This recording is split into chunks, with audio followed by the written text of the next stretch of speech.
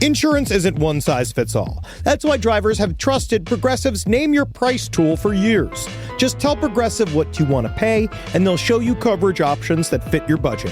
Visit Progressive.com to find a car insurance rate that works for you. Progressive Casualty Insurance Company and Affiliates. Price and coverage match limited by state law. Let's talk about Angie. Angie! Oh, Angie! Angie's been connecting homeowners with skilled pros for over 30 years. And they've made it easier than ever to tackle home projects. Their nationwide network has experts in everything from plumbing and landscaping to roofing, remodels, and more. You can read verified reviews and request and compare notes to find your best price. So join the millions of homeowners who use Angie to get the job done well. Download the Angie app today or visit ANGI.com.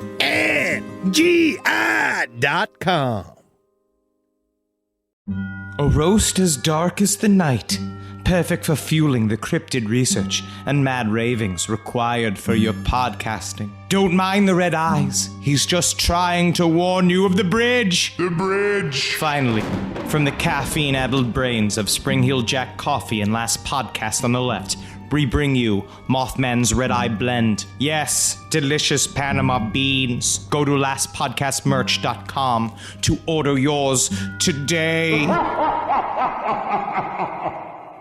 Hey, what's up, everyone? How you doing? Ben Kissel here with Henry Zabrowski. Yeah, it's me, man. Yeah, bro. Henry Zabrowski is smoking some of that sweet Last Podcast on the Left, babe. So go out there and purchase yourself some. I hope you enjoy it. We have sativa, we have indica, and we have a hybrid. And I have to tell you, from my personal experience, they are wonderful. Super tasty live resin. You really get that delicious weedy taste, which is what I like. And 3 different experiences. You go to your local vape store and get it. Absolutely. Thank you all so much for supporting the show. We absolutely love you. Can't wait to see you on the road and get that vape, put it in your brain, and have a good time. And if you want us at your favorite weed store, give them a call and ask for them by name. Absolutely. Last Podcast on the Left, it's weed. Hail yourselves, everyone. Hail Satan. There's no place to escape to. This is the Last Podcast On the Left. That's when the cannibalism started. What was that?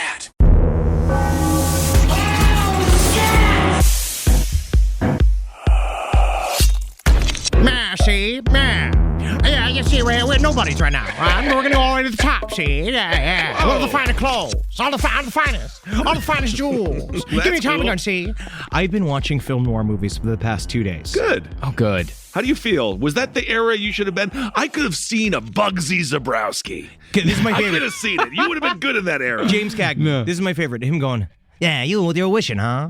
Oh, I wish you were wishing well, and I could tie a bucket to you so you could sing. Wait, what? Wait a second. It's a Don Rickles. Yeah, so Well, you want to tie a bucket to me? If he's tying a bucket to the wishing well, Guys, you can't really put a wishing well inside film the noir. bucket. Bugsy Zabrowski, what? Can you translate for us? Things have changed. All right, he was small and he was threatening looking. He was scary. He was very scary. James Cagney was very scary, but he was also a song and dance man. He was. They That's all true. were. Yes, but it's so weird to watch all the film noir movies and understand that every Looney Tune character was built on them. Absolutely. They're all Looney Tunes characters. They all look like Dick Tracy villains as people, which I know that is like what they did on purpose. Of course. Right? Yeah. But yeah, Ma Barker's movie, Ma Barker and Her Killer Brood. Oh. My favorite scene is at the very top because Herbert's trying to play the violin, right? And he's going, and he's bad at it. Why is Herbert trying to play the violin? They try to show them at the very top being like, no, you see, they were a normal family. Until Ma Barker is like, the violin's for limp noodles. And she came in and she destroys the violin with a karate chop in his hands. And he's like, but Ma, I want to play the violin. And she's like, you got to learn how to fight. You got to learn how to fight. And then the father's like, I think it's actually normal for him to play the violin. She's like, agree. that's the problem with all of you. You don't know how to fight for nothing. You don't know how to go out and get what you want from life. And I was like, for a second, I was like, that's actually very motivational. Kind of, but what if he wanted to be a very fancy violinist? To look at Tiger Woods' father. Yes, You it was always abuse. bring up Tiger Woods. It was awful childhood. I don't know. It made him an Terrible. incredible golfer. Yeah. But at what cost? I mean, I don't know. Honestly, I don't Seems know. fucking miserable. You barely remember your childhood. I don't remember a single moment of my childhood. Yeah, because both of you blacked out your entire childhoods, and it all manifests itself in horrible ways. Redacted. Redacted. Welcome to Last Podcast on the Left, everyone. I am Ben, hanging out with Marcus and hanging out with Bugsy Zabrowski. See, it's me. See, you're going straight to the top. See, I'm a man with breasts. I'm enjoying myself. See. Yes, you are a man with a solid rack. Nothing wrong with being a wet noodle, by the way. Yeah. No? Isn't it better to be a wet noodle than a hard, dry noodle? Let's move on. I'm just saying, would you rather have a bag of hard noodles You know or what, to a me, bag of wet noodles, which is called spaghetti? a bag of hard noodles is potential. Soft noodles are how you eat it. Anyway, what I'm trying to say is encourage your kids to be in the arts. Okay, so today's episode, we are on to part 3 of Ma Barker and her devilish gang. So when we last left the Barker-Karpis Gang, they'd just come off a pair of disappointing robberies that had respectively resulted in the death of gang member Earl Kreisman and a worthless haul of government checks that couldn't be cashed. Oh, man, I know we just robbed that bank, but I can't help but feel a little empty inside. Yeah. I think it's all the crime and the murder. Yeah. As a result, the gang decided to put a pause on robbery to focus on the newest criminal trend of the early 30s. Crypto.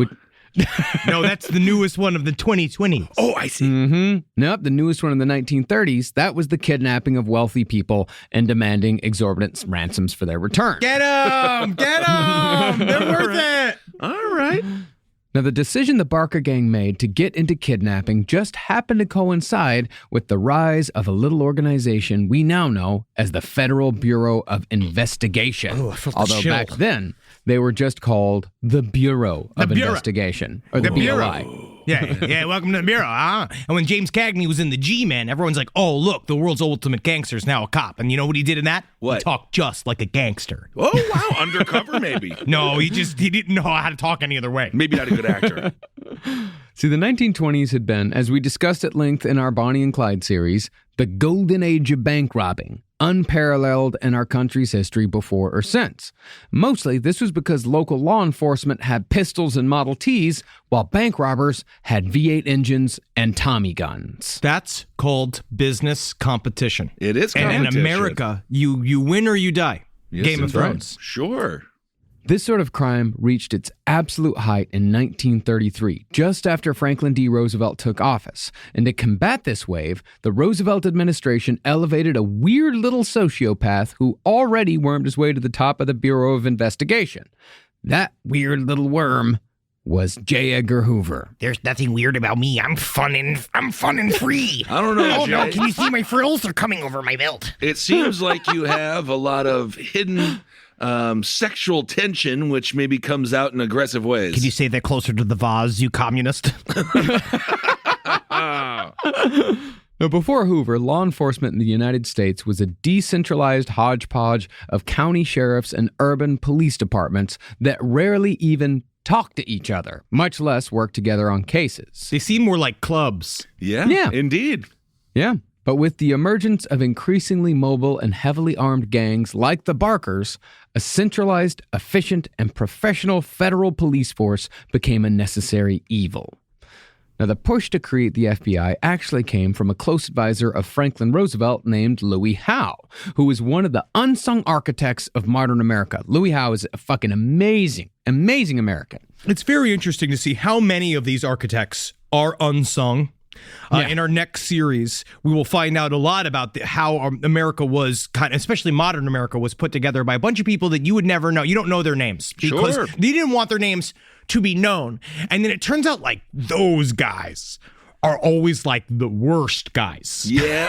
I can't wait for that new podcast series that we're going to have all about unsung villains of American architecture. Yeah, unsung architects. Yeah. That'll be exciting to really get into the world of lesser known architects. Yeah, like the guys who make slides out of metal so that when you're a child, you scald your tiny little portly legs and you go down in the summertime. The kids are always talking about their mainstream architects, but it'll be really good to put a focus on the lesser known ones. People love podcasts about architecture, a visual medium. You joke, but 99% Invisible is one of the most popular podcasts that exist. Is that all about architects? It's about architecture. Holy fucking shit, we're stupid. Why would I want to listen to that? People love it. I guess. It's actually very good. I'm sure it's great. I'm just saying I don't wake up and be like, today I want to learn about architecture. Am I in a building? Is it collapsing? That's all I want to know. You have Opie's haircut and you have Long John Buckingham's body. Ooh, Lindsey Buckingham, perhaps. No, Louis Howe was actually a very good person. Okay. He was one of the architects of the New Deal, actually, but he was one of the guys who got FDR actually elected to higher office after FDR got polio. And also the guy who pushed Eleanor Roosevelt into the public eye for the first time. Oh, I thought you were going to say into the pool. To the pool or on the tracks. Yeah. That'd be kind of funny. He was very encouraging. Well, Howe could see that there was a need for a federal police force, but because this was right in the middle of the Great Depression and at the beginning of FDR's first term, securing funds was going to be a problem. So Howe tapped J. Edgar Hoover and told him that if Hoover could provide the headlines, Howe could provide the money. Ooh. Now, Hoover believed that the biggest threat to America was communists. Always. But his previous Red Scare efforts have mostly been met by scandal because he'd gained a reputation for arresting people without cause. Yeah, it seems like this weird slippery slope. It's weird because it's not a pattern here in America. But like arresting people for an ideology, it seems to like not do a heck of a lot. Can't do it. For like a little fun little idea or like or economic concept such as communism. And what's more communist than a potluck every Sunday at an old church? Whoa. Nice. Wow. So Hoover reluctantly switched his organization's focus from people like Marcus Garvey to bank robbers, the most infamous criminals of the day, because that's how he's going to get headlines. Okay. But the elevation of the Bureau also coincided with the kidnapping of the Lindbergh baby. Yep, the world's sexiest baby. The reason why they stole it, they said it was the first baby born with full C breasts. And it had to be stolen. It belongs in a museum. The baby does, huh? Lindbergh. Isn't that a cheese? Okay. He was a Nazi. Oh. Yeah. In 1932, but not the baby, Charles Lindbergh Sr. was a Nazi, not the baby. The baby was not a Nazi, but Charles Lindbergh was a Nazi. That's why the baby needed to be kidnapped. Immediately. They always start hiling, and then you have to say, put that arm down. Mm-hmm. That's why we've taped the right arm of Hero and Winnie to the sides. Yes, our last podcast babies. Well, in 1932, persons unknown kidnapped and successfully ransomed the son of famed pilot Charles Lindbergh. Although the baby was killed in the process. Wait a that second, somewhat what? takes a little of the success out of the deal. They got the money, but the baby was killed with a blow to the head. They found him decomposing on the side of the road a few days later. It's not good. Come on. It wasn't Where was like Casey Anthony. Honestly, it sounds like they were playing hot potato. Oh, my. What all the criminals paid attention to, though, was the fact that the $50,000 ransom had been paid. And the perps had gotten away with it because the guy who had been fingered for the crime, he obviously had not done it. He was just taking the fall out of rage. So after the Lindbergh case, kidnappings of wealthy citizens skyrocketed in the following year. 27 people were kidnapped for ransom. 27 wealthy people, by the way, were kidnapped for ransom by the end of 1933. Damn. Fat person alert, fat person alert. You're going to want to gain some weight if you're rich. That is a very, that's an it's old so much harder joke. to get it out. That's It's so hard to get, to pick up a big person. This is a John Panette bit. I'm pretty certain this is a John Panette bit from back in the day. R.I.P. Miss him very much so. Oh, he was funny. Yeah. I feel like being fat, I think maybe Fluffy said it, like, being fat means you're hard to kidnap. Oh, Fluffy. I love you, Fluffy. This rash of kidnappings actually came in defiance of the Federal Kidnapping Act of 1932, also known as the Little Lindbergh Act. And that made transporting... You ever fucking call me that again? I will. To the moon. The Little Lindbergh Act made transporting a kidnapping victim across state lines a federal crime. And as it turned out, many of the people doing the kidnapping were also the same sorts of people who robbed banks. So Hoover's mission dovetailed nicely with the emerging criminal trends. Yeah, it's gonna be great. It's gonna be great. I'm gonna be able to use so many goddamn bullets. And I'm gonna be so fucking gay on the side. Mr. Hoover, you know what else is dovetailing? Your balls in those panties. Yeah, I'm glad you noticed. Well, basically, the Federal Kidnapping Act gave the FBI its first foothold into the St. Paul criminal scene, which had previously been all but impenetrable. And it was in St. Paul that the Barker-Karpis Gang began their kidnapping career. Now, after the death of Earl Kreisman and the deaths of all those police officers in previous robberies, the Barker-Karpis Gang and their more connected associates began to contemplate a safer way of illegally making money. Okay, how about this? Listen, guys, what if, say, we got a thing where we print out T-shirts with funny things on it, right? That says, like, I'm with stupid. Oh, that's and it funny. points, an arrow points to the side, so then it's like you're saying, hey, the guy I'm standing next to is stupid. He's stupid. And this country is just chock full of fucking big-ass morons. That is ideal for how dumb everyone is in this country. Guys. Graphic tees. Oh, you're gonna stick a gun in my fucking mouth? Whoa. See, this was 1933. FDR's first year in office. And since Franklin D. Roosevelt had run partly on repealing Prohibition, because, he wanted to both create jobs in the Great Depression, and also Prohibition had been a really, really, really fucking dumb idea. Yeah, it was horrible. It created the entire criminal underground of modern America. Man, I wish that I could have ran. Oh, booze. Yeah. His platform was booze. Yep. Yeah, That's so easy. You know We'll what? give you booze. Here, All here, right, hey, fine. hey. You got my vote. Grandpa Joe, weed. Wheat. Weed. Weed. So easy. Yeah, but he wasn't the first one, though. It was only after Hoover had fucked everything up so bad, because there had been a guy that ran against Hoover in 1928. His name was Smith. He was a New Yorker.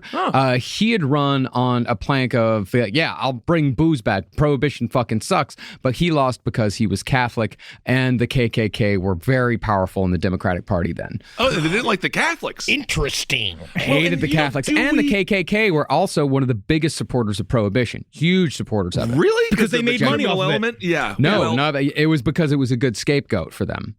Oh, those fucking pieces of because shit. the KKK was not. They were not a criminal. They were not a criminal enterprise per se. They were just murderers and general horrible psychopaths. They weren't the mafia. They were a group of serial killers that chose to hang out. It is important to recognize progress, though, as a country. We do have legal weed in many states. That's a good thing. Criminal justice is in the right direction. Whatever. And even the Grandpa KKK. Joe's got that big fucking pen full of the blood of Native Americans that he can sign and just make weed free and legal. Yes, that's true. But let's give the KKK some credit, because now they do accept Catholics. Oh, that's so nice growth Because and even change. that's progress. And if we don't recognize when progress is being made, then How do we move forward?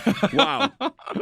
Well, because FDR was in office and because everyone knew Prohibition was a bad idea, every criminal knew that the biggest cash cow of the last 13 years was about to be fucking slaughtered. Ooh. So the St. Paul goons, who had made so much money on illegal liquor, they needed a new source of revenue. And kidnapping, at the very least, partly covered the profits they were all about to lose from the end of mass bootlegging. It's all business. It's so interesting to see in this world. I know that, that's for us, that's the quote unquote most boring of the criminal motivations is the business motivation. But it is really interesting to see how it's about diversifying.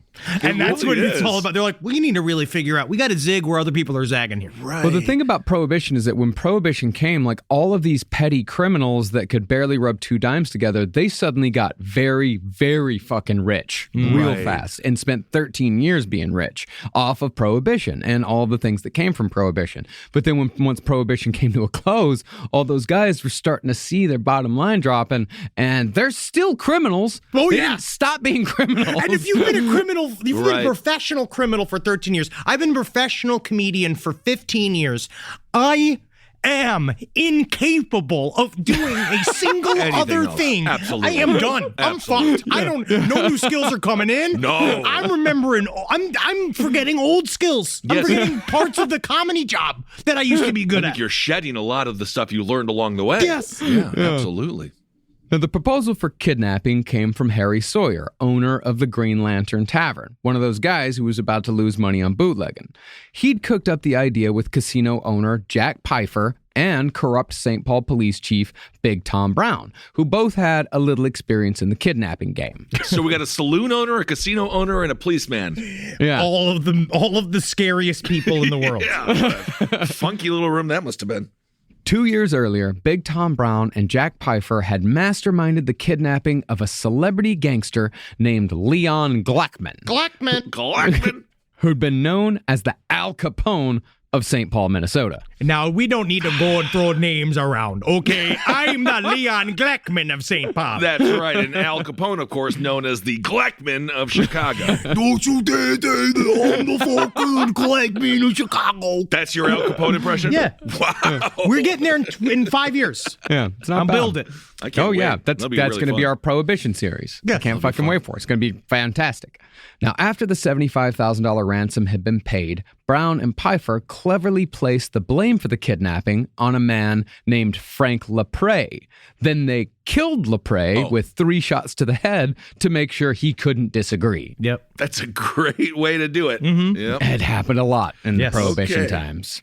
So, with past experience as a guide, Pfeiffer tapped the Barker-Karpis Gang to kidnap William Ham Jr., the president of Ham's Brewing Company. And they were going to ask a $100,000 ransom, worth $3 million in today's money. I said this on this week's episodes of Side Stories. All right, and if you're a beer magnate, especially if you're a beer magnate, if you're a podcast magnate, if you're one of these people that runs around and people like you gotta keep your head in a swivel. If you're just a normal, nice person who's able to be kidnapped, you got to change up the way you go places. You got to fucking mix it up. Well, you don't have to be scared, I don't you think. can't go to the office the same way every day. You need to fucking can. zig where other people's at. Well, there's Always only- fucking be on the Yeah, lookout. but Henry, you're always going to the same office. That's Yeah. what So I'm then saying. why But I would go the people just wait for you at the office? I go And all you're the way going around. all over the place, but like they just stay there. because Fernando technically will be there to intercept, and Fernando now knows now that Fernando's where Travis is. Travis's first job was to take a bullet for us. You're gonna kill one of my co-hosts. I don't want to kill him. I need the man.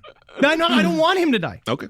I'm sorry, Fernando. I'm sorry, I'm Fernando. sorry. Honestly, you sacrificed one of our employees and a from New co-host, York so- City, I apologize to you, Fernando, for Henry to just spring the bullet claws on you when we were supposed to have a meeting about it. Yeah, we were talking supposed about to have a meeting with him. but- Get it in the arm. Get it in the leg.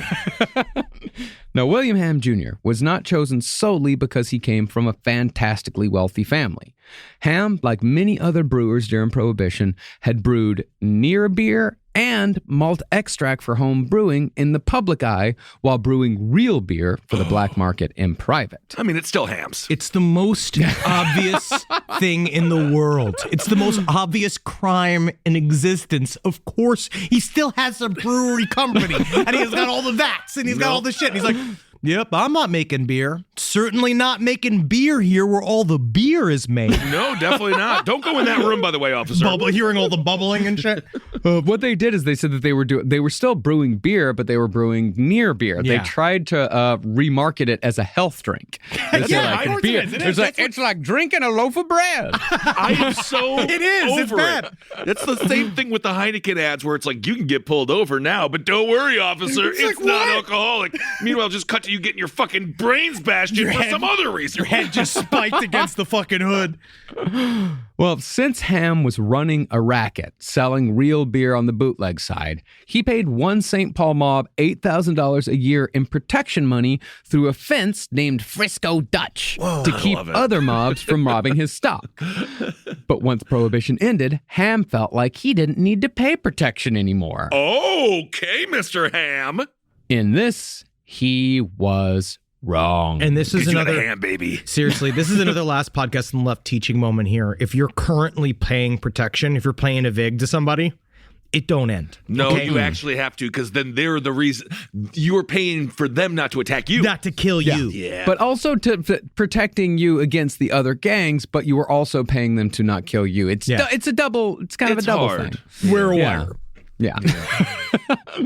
On June 15th, 1933, Fred Barker and Alvin Karpis snatched William Ham off the street outside his office. They put a hood on his head. Very good. Very good. That's my impression of the baby. That's very good. I wasn't asked to be a ham, but No, I no, am. this is just a normal man. This is a grown-up man. Oh, this is a man. This is a human being. This is a Okay, man, I got it. I yes, thought it was yeah, more, yeah. thought it was more pork related. Just the name. Oh, I see. I get it now. He's German. Not everyone's pigs. No. Am I picked you? Yeah. They put a hood over his head, shoved him inside a black coupe, and drove him to the home of a postmaster in Bensonville, Illinois, who just happened to be in on the job. Can you stop oinking back there? I'm breathing. I'm breathing.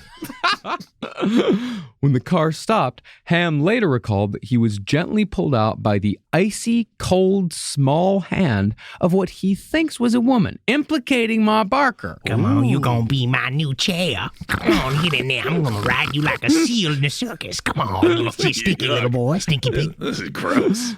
But considering the small stature of the Barker boys, that tiny little hand might have also been Fred or Doc. I don't know. It might be. Now, early speculation printed in the Oshkosh Daily Northwestern. What? So, do you know the Oshkosh Daily Northwestern? I know Oshkosh. Yeah. Yeah, okay. Well, they said that Ham was Thanks, Dad. Okay, good job, Ben. You do know Oshkosh. Yes. They said that Ham was probably being held by a gambler and liquor runner named Vern Sankey. And on this speculation alone, police had orders to shoot Sankey on sight. Jeez. Well, we're at the point now in Prohibition, and especially like in the war on crime and all that, like where the police and federal authorities, everyone's done fucking around. So many people have died, especially in the Midwest, because Chicago at this point has become an absolute fucking murder hole. It's all like it's a battleground between gangsters and cops, and everybody, and a lot of innocent people are getting shot in the middle of it. Right. And these gangsters, like the Chicago beer wars, like we're talking like hundreds of people killed, hundreds of gang members killed, and innocent bystanders getting hit all the fucking time. Dang. Now, this confusion as to who actually fucking did the kidnapping, that was just fine with the Barker-Karpis Gang, and the investigative waters were only muddied further by the Barker's man on the inside, Big Tom Brown. For a share of the ransom, Big Tom kept the outlaws updated on the activities of law enforcement, and in turn misdirected authorities when they got too close to the Barkers. Wow. Case in point was in the delivery of the ransom. The aforementioned Shotgun George Ziegler acted as the ransom negotiator and demanded that a Ham's brewery truck deliver the money, presumably to make the vehicle easy to recognize. But using a truck meant that the detectives could play games of their own. St. Paul detective Charles Tierney convinced authorities to let him hide in the back of the brewery truck and pop out with a machine gun once the kidnappers arrived. Not so he could take them alive, but so he could just fucking mow them down on sight. Yeah, man, it's that's brutal. That's like, say hello to my little friend. Like, that's what every one of these gangster movies I watched. Every one of those gangster movies I watched were all just people spraying everybody with Tommy guns. It's awesome. Yeah.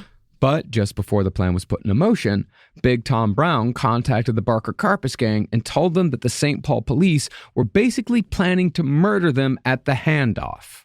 So the gang told the police to forget the delivery truck and instead deliver the cash in an equally conspicuous vehicle with the doors and trunk removed, so no one, armed or otherwise, could hide inside. Totally inconspicuous. I don't know how that doesn't. No, they wanted it to be conspicuous. They wanted to see it. They wanted to see it coming a mile away. Okay. But I don't know how that doesn't point to the fact that they had a man on the inside of the police department to tell them that somebody was hiding inside of the truck.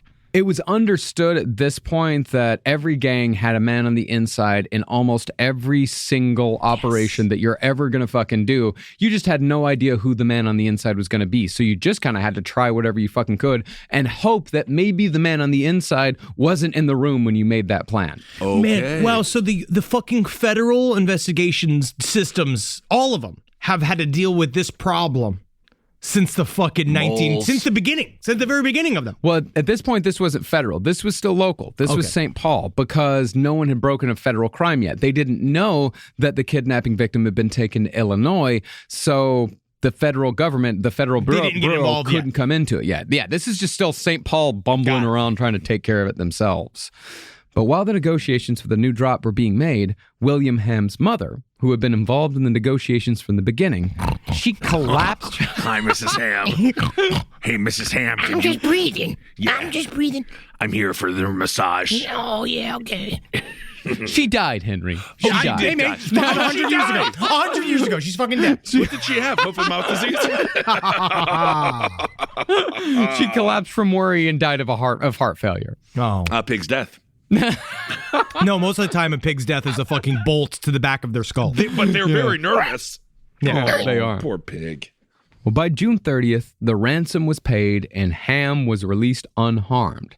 He told reporters that he couldn't identify the kidnappers because they had goggles taped to his face the entire time. They did it right. Yeah. They were, however, very nice, and the meals, while not elaborate, were obviously well done. This is where Ma Barker came in.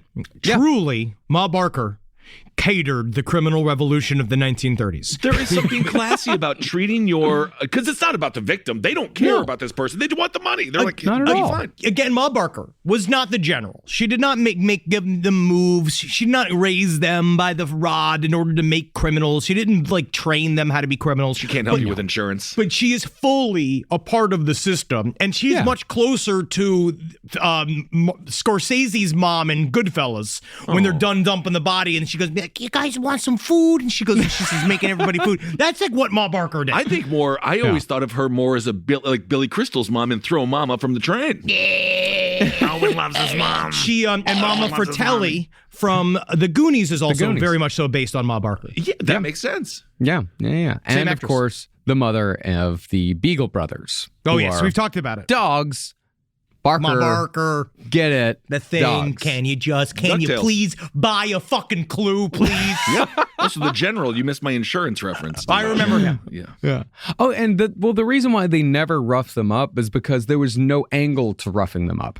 If you roughed up a kidnap victim and you brought them back all fucked up, then it was even more likely for the cops to come that much harder at you. Because if someone's kidnapped for 20, 30 days, they might come back and just say, like, please fucking God, it's over. Let's just put it all behind us. I don't want to think about it ever again. But if you're coming back with a couple of broken limbs, you're gonna want revenge. You want revenge. And it is interesting to see. This is also the concept of criminal as businessman, right? Yeah. So they are trying to them, they're like, this is business. Bonafide. This is what people do. We're just trying to we're running an honest organization. Right. You give us the money, and then you get your fucking pigman back. You get him back.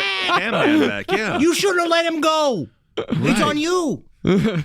This podcast is brought to you by Squarespace. Squarespace is an all-in-one website platform that helps you stand out online. Yes, that's right. You don't have to smash your face with a hammer. You can just start a business. It's got everything you need on Squarespace, from securing your domain to building a professional site and showcasing your work all in one place. Let's say you want to show everybody how you can carve your ribs out of your lower abdomen so that you look more like a Ken doll. That's amazing. You can bring your vision to life with AI-powered design or curated templates, plus flexible editing tools that helps you create something that truly reflects your style, especially if you are somebody that is trying to corrupt the young men of America. That's what Squarespace is really going to help you. Squarespace makes it easy. It makes it easy for you to put all that together, and you just go to Squarespace and do it all.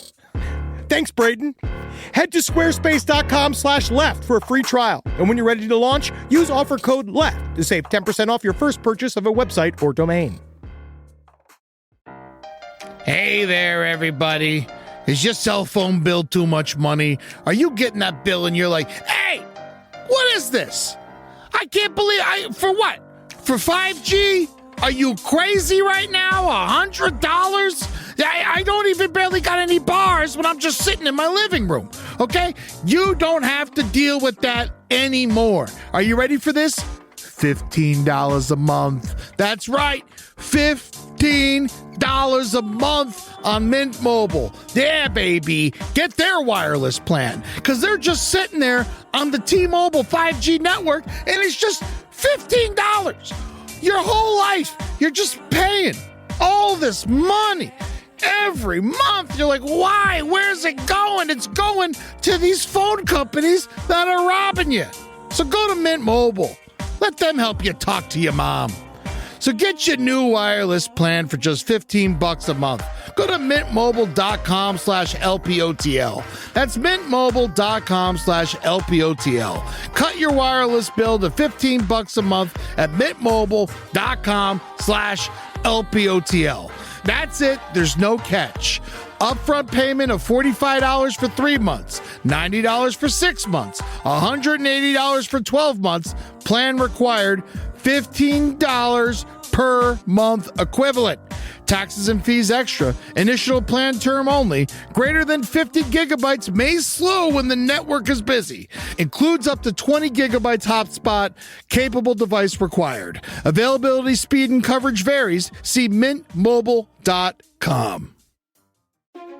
It's obvious we love true crime, but it does make us feel a little paranoid about what's out there, as it should. And that's why it's so important to get a home security system that gives you peace of mind. With SimpliSafe, you can stop crimes before they even start using their AI-powered cameras to identify threats on your property and alert US-based live agents to take action.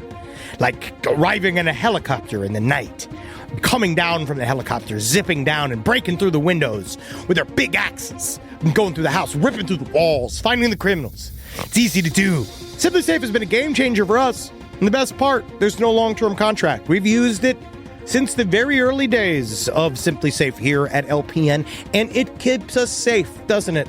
It keeps all of our thoughts inside the building. Then there's the ones we let out because they have to go out because that's a part of it. But SimpliSafe keeps the other thoughts safe. And for that, we say thank you, SimpliSafe. And we want you to experience the same peace of mind as we, which is why we've partnered with SimpliSafe to offer an exclusive discount to all of our listeners. Right now, you can get 50% off your new system by visiting simplysafe.com/LPOTL. That's half off at simplysafe.com/LPOTL. There's no safe like SimpliSafe.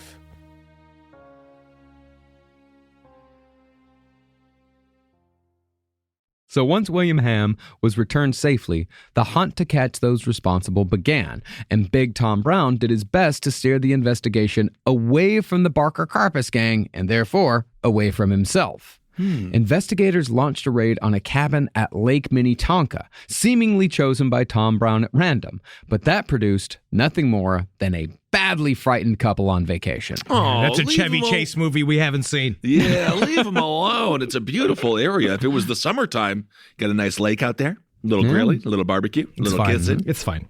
It's nice. J. Edgar Hoover, meanwhile, had his own ideas about who was behind the kidnapping, but he was also very wrong. It's the goddamn Fidel Castro. It's Fidel Castro. It's Fidel Castro. Fidel Castro stole the ham, baby. Through a top operative named Melvin Purvis. This guy. I've This heard guy his is name fucking. before. He is a big deal. Melvin Yeah. Purvis. Ugh. Melvin Purvis, yep. Hoover put all his stock into the word of a Chicago detective named Dan Gilbert, a.k.a. Tubbo. Guys, I know we're passing out nicknames today. Is it possible that we can alter mine? Tubbo. No, man, I just don't want to be Tubbo anymore. We already got Fatso. Yeah. We got Blimpy. We got Dumpo. You're Tubbo, all right? Oh, Nobody's dang. got it good. Me? Look at me. They call me fucking Tiny Dick. That's it. That's what I got. Whoa. Well, Tubbo maintained that Chicago bootlegger Roger Toohey was responsible for the kidnapping. Or I guess it's Toohey. Roger Toohey was Toohey. responsible for the kidnapping. And Big Tom did his best to encourage that line of thinking. Every one of these characters feel like the corrupt cop from Batman 1989. Yeah. That big Oh, fat yeah. guy. Yeah. Yeah. Oh, God. What's name? his Eckhart. name? Eckhart. Hey, Eckhart. Think of the future. Yeah. He breathes like that. Yeah. Well, eventually, Roger Toohey and members of his gang would be arrested and charged with the kidnapping of William Ham. But years later, it was revealed that Tubbo was actually an operative of Al Capone. Why do you think he had a nickname? Tubbo. This is the thing, man. If a cop has a nickname, he's a gangster. Only Yep. the gangsters have nicknames. I guess Yep. so. Good point. Roger Toohey was another Chicago rival, and Al Capone took him off the board by playing one of his And by the way, Al Capone did this from jail in Atlanta. With syphilis. Yeah. Look at Like that. nearly deranged from syphilis. So that's a good reminder. You get out of bed today. Always shoot. Al Capone did all of this with syphilis in prison. Yeah, obviously. Yeah, and if you always shoot the villain in the head. Yeah. However, while Roger Toohey was arrested and charged with the crime, it soon became obvious that others were responsible, even though prosecutors went ahead and pursued a conviction against Toohey anyway. This revelation that someone else was involved had come from a technique new to the FBI called latent fingerprint identification. And by the way, at this point, the FBI didn't become the FBI until like 1935, but just for simplification purposes, I'm referring to the group BOI become the FBI. They're called the BOI at this point. They're not the FBI till 35, but just to make everything simple. We'll just call it the FBI. Yeah. Great. Well, basically, latent fingerprints are fingerprint impressions left on objects from the scene of the crime, which, while not obvious at first, become clear after chemical powders are applied. So a whole dusting for fingerprints thing comes from. Yes. Oh. And when the Ham ransom notes were dusted, they found not Roger Toohey's fingerprints, but Alvin Karpis and Doc Barker's. And also, Tubbo, come over here. Look at this. That look like barbecue sauce to you? Yeah, let me just. Man, you ate the fucking evidence, Tubbo. I honestly, I need to eat before coming to crime scene. Please. Well, incidentally, while Toohey and his men were acquitted of the Ham kidnapping, they were found guilty of abducting a market speculator named John Factor for $70,000. And John Toohey, quote unquote, committed suicide in his cell by necktie hanging, courtesy of Al Capone. Really? Jail cells are not the safe place you think they'd be. I don't think they are. No, when did you ever think that they were? I don't know, No. actually. Yeah, no. No, very jails, dangerous. prisons seems like some of the most dangerous in town. The most dangerous place is usually jail or prison. Yeah. I want to be at the comic book shop. Yeah. I want to be at the barbecue restaurant. Oh, yeah. Now, while kidnapping was easier and just as profitable as bank robbing, it was also extremely time-consuming. Getting the ransom usually took 20, 30 days, maybe more, not to mention the fact that it was nowhere near as exciting as shoving a gun in a stranger's face and fleeing from the cops afterward. No, you're really just getting paid to babysit. Technically, it's like investing in stocks. You're just sitting there and you got to wait. You just got to wait. You just gotta let it mature. So the Barker-Karpis Gang temporarily returned to their original vocation. In September of 1933, the Barker-Karpis Gang robbed 2 Railway Express employees and escaped with 2 cash boxes containing somewhere between $60,000 and $100,000. See, look at that, man. I mean, they got because that's the thing. Out of the Ham kidnapping, they only got a fraction of that. Big Tom Brown got a cut. Who else? Everybody the who's owner of the everybody. Green Lantern Tavern got a cut. The whole line. The whole fucking the enterprise gets a cut. Yeah, I think there was like 9 or 10 people involved beginning to end. I think the Barker-Karpis Gang came away with like $7,800 each. Oh, there's no money in that at all then. Very little. Yeah, but they could, and then it also took a month. But hey, man, you're robbing a fucking Railway Express employee. You can make $100,000 in about 15 minutes. Yeah. 2 days later, they robbed a bank in Wisconsin for $43,000. Oh, hey, can you not? Perfect. That's my impression of the bank teller. Perfect. Hey, no. Can you not? Hey, Hey, can you not? What if we don't say we did? Hey. Now, those 2 robberies had gone smoothly. But if you rob enough banks, something is gonna go wrong eventually. Yeah. And sometimes what goes wrong is entirely your fault. Yeah, you're a criminal. By your fault, I mean you just fuck up. And you fuck up bad. This one here, this one's a real dumb robbery. You can't always be perfect. No. In 1933, the Barker-Karpis Gang robbed a train station in South St. Paul, bending the no crime in city limits rule.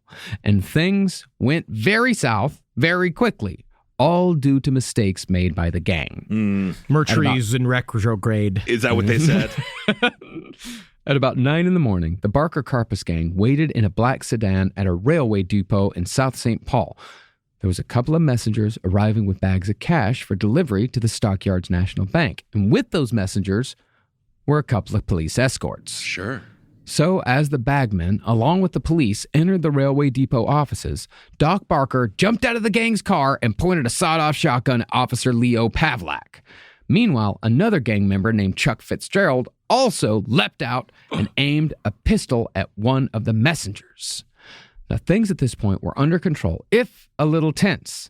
But when another officer named John Newman unexpectedly entered the scene after his coffee break, Oh, God. a jumpy Barker gang member named Bill Weaver drew his shotgun from the back seat of the Barker sedan and shot Yeoman in the head. This is such a scene from a movie because it's the guy coming back because, beforehand it's them rolling in and it's being like, I'm going to go get some coffee. And they're all like, Yeoman, you're supposed to have gotten coffee earlier. And it's been like, it's my break. Give me a break. I'm new here. And then he goes and he gets the coffee and he's just being like, me and my best girl get married on Friday. And the guy's like, yeah, you got the look of a married man. He's like, see you soon. And then he goes back over there and gets his head just fucking exploded.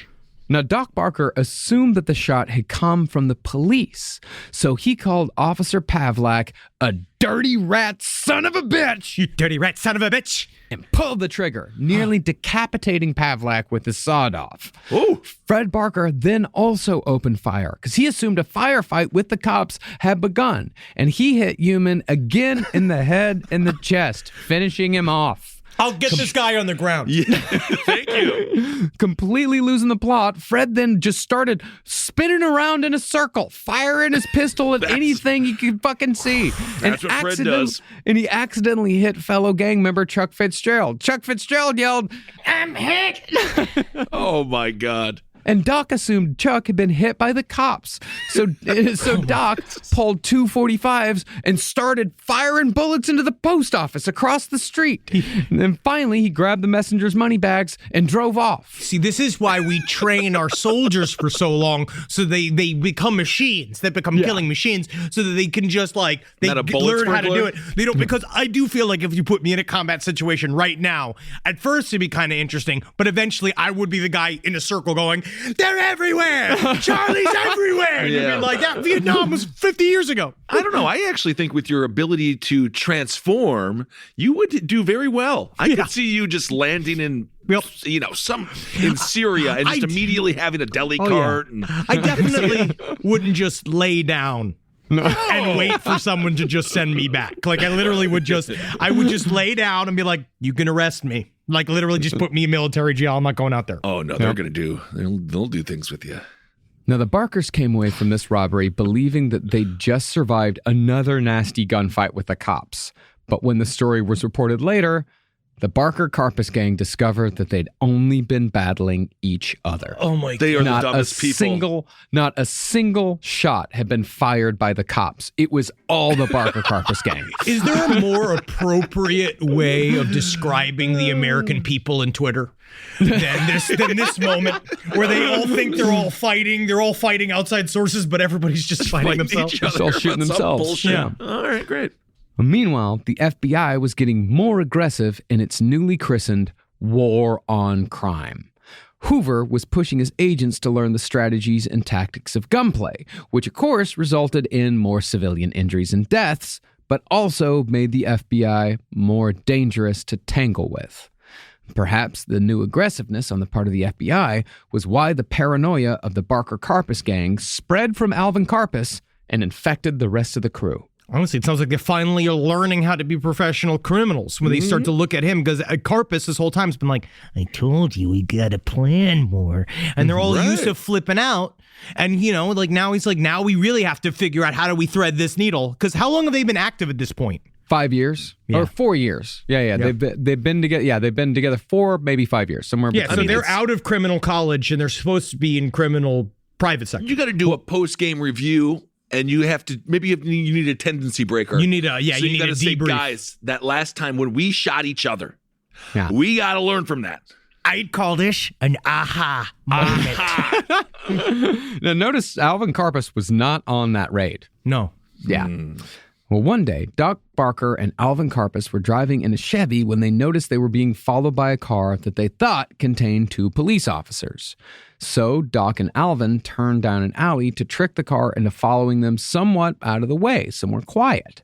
Once they were in a tight spot, Karpis stepped out of his car holding a Tommy gun loaded with a 50-bullet drum while Doc pulled out his .45. And both men opened fire on the car behind them until the guns were emptied of bullets. My name is Hubert. I'm your neighbor. Seriously. That's why I was following behind you. Well, as it turned out, the person following them was not a police officer, but was rather a Northwestern airline employee named Roy McCord, who thought that Karpis and Doc were a roving pair of peeping Toms. You looking at at me shit?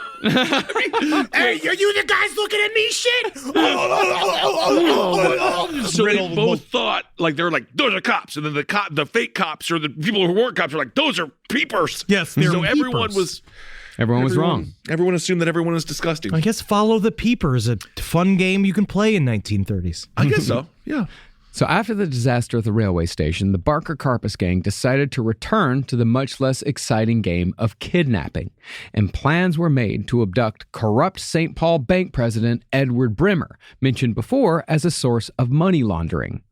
See, Edward Brimmer was the son of Adolf Brimmer, owner of Schmidt Beer Brewing, as well as the nephew of Otto Brimmer, chairman of American National Bank. The Brimmers were rich as fuck, so Seems the like ransom this time was doubled to $200,000. At this point, we got to make our money. Now we're going to put all this time in. On January 17th, 1934, Brimmer dropped off his daughter at school and was driving away when Alvin Karpis appeared at his driver's side window at a stop sign and shoved a gun in Brimmer's face, telling him to move over or die. And as Karpis opened the door and Brimmer slid over, Doc Barker leaned into the passenger side and knocked Brimmer out with the butt of his .45. Does that really happen? Can you really knock somebody out like that? I see it in movies, but I don't know if it's really possible to just. I didn't know if it was possible to like pop a guy in the Hold head. on a and he second. I falls have over. this new gun that I just bought. Let me check it Whoa, out. cool gun. It's actually much harder to knock somebody out. It's harder to knock somebody out completely. It's harder than you think it is. If someone has been knocked out by getting hit in the head, you've probably damaged their brain. Yeah, they pretty go into badly. coma. Yeah, there is a very, very strong impulse in humans, like even after you get knocked out. That's why people don't usually, like, you're like, why don't they just stay dead? Because instinct kicks in, survival instinct kicks in, and you're just like, I gotta get out of here. Yeah, man. Yeah, that's me, bro. I keep coming, dude. Yeah. I keep He fucking coming, bro. He probably wasn't knocked out as much as he was just severely disoriented and stunned. Yeah. So Doc, again, taped a pair of goggles to Brimmer's face and then placed a gag in his mouth and secured it with a piece of rope. And while all this was happening, motorists behind them just honked their horns at what they felt was nothing more than an annoying delay. Yep. Wow. Honk, honk. Once Brimmer regained... That's a very poignant honk honk. Once Brimmer regained consciousness, he was forced to sign 3 pre-written ransom notes that could be sent to his father. They then abandoned Brimmer's car for the police to find later, covered in Brimmer's blood so everyone would get nice and worried. Let's put some shit in there as well. Yeah, why not? Now, Brimmer was taken again across state lines to a hideout in Illinois, just like Ham was.